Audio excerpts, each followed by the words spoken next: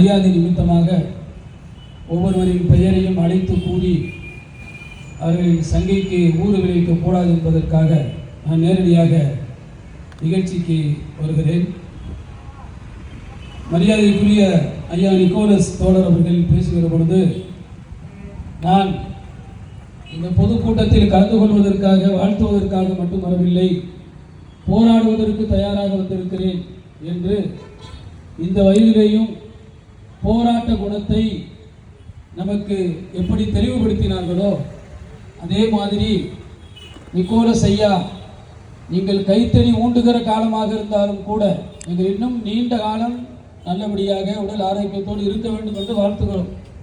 அப்படி ஒரு சூழல் வந்தாலும் உங்கள் கைத்தறியின் பிடியலை பிடித்துக் கொண்டு இந்த இஸ்லாமிய சமூகம் இன்னும் வீரியத்தோடு இந்த போராட்ட களத்தில் ஒன்று வெற்றி அல்லது வீரமரணம் என்பதுதான் இஸ்லாமிய சமூகத்தினுடைய மரபும் அது காட்டி தந்த வழிமுறையும். எனவே நாங்களும் போராடுவதற்கு தயாராகத்தான் இந்த மேடைக்கு வந்திருக்கிறோம். ஏனென்றால் இந்த தேசத்தினுடைய அவலநிலை போராடாமல் இனி எதுவும் நடக்காது. போராடாமல் வாழ்க்கை இல்லை, போராடாமல் இந்த தேசத்திற்கு வாழ்க்கை இல்லை என்கிற நிலைக்கு நாம் இப்பொழுது வந்திருக்கிறோம்.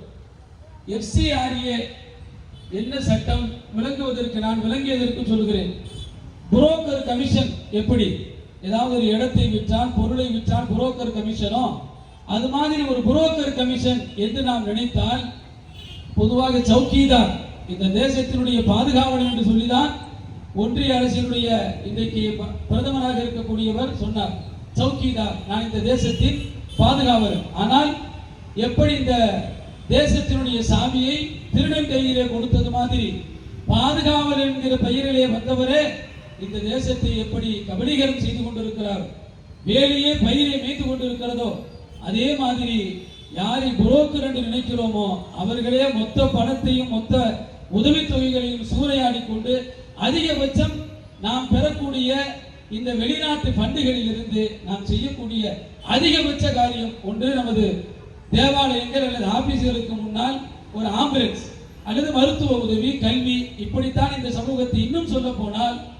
இந்த தேசத்தில் யாரெல்லாம் பாதிக்கப்படுகிறானோ அவனுக்கெல்லாம் ஓடி போய் உதவி செய்வதற்கு நாம் தான் இருக்கிறோம். இந்த தொகையைத்தான் செலவழிக்கிறோம். இதை தவிர வேறு எதற்கும் இந்த தொகையை நாம் பயன்படுத்துவதில்லை, பயன்படுத்தவும் முடியாது. அவ்வளவுதான் வருகிறது. என்ன கோடிக்கணக்கான ரூபாய்கள், மில்லியன் யாரெல்லாம் திருடி கொண்டு போகிறானோ அவன் திருடுவதை விட ஏதோ ஒரு கால் தூசி கூட நமக்கு வருவதில்லை. அதை வைத்துக் கொண்டு சமூகத்தின் சேவைகளுக்காக நாம் தொடர்ந்து செய்து கொண்டிருக்கிறோம். நீங்கள் ஐயா அவர்கள் எல்லாம் சொன்னது மாதிரி ஜந்தர் மந்தரில் மிகப்பெரிய போராட்டம் நீட்டு போராட்டம்.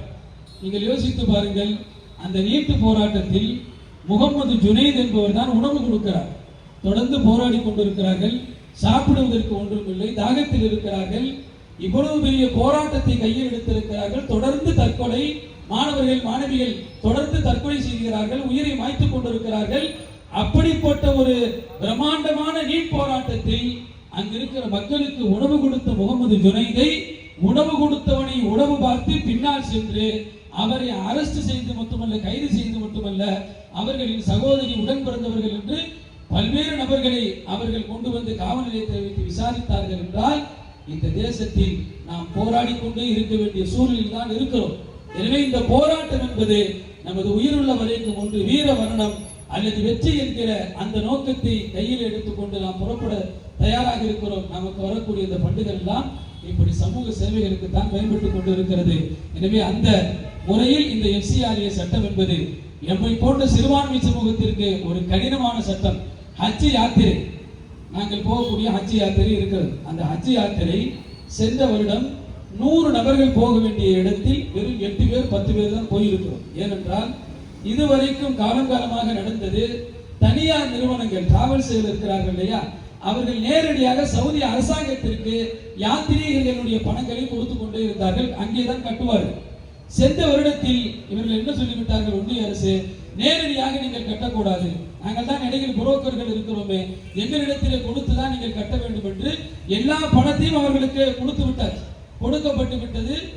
டிராவல்ஸின் மூலமாக வரக்கூடிய யாத்திரைகள் செல்லக்கூடிய ஹஜ் தொகைகளை இவர்களுக்கு கொடுக்கப்பட்டது. ஆனால் இவர்கள் பணம் கட்டாமல் அசால்ட்டாக இருந்துவிட்டு கடைசியாக யாத்திரிகர்கள் ஹஜ்ஜுக்கு போக வேண்டிய புனித யாத்திரை எல்லாம் தடைபட்டு விட்டது.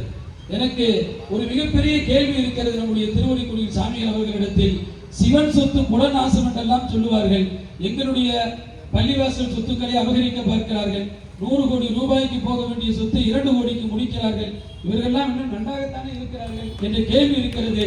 ஆனாலும் தெய்வம் நின்று கொள்ளும் என்ற நம்பிக்கையோடு திண்டுக்கல்லில் தொடங்கப்பட்டிருக்கிற இந்த போராட்ட களத்தை தேசம் முழுக்க கொண்டு சென்று போராடி வெற்றி பெறுவோம் என்கிற நல்ல செய்தி உங்களிடத்தில் சொல்லி வாய்ப்புக்கு நன்றி கூறி விடைபெறுகிறேன். நன்றி வசனம்.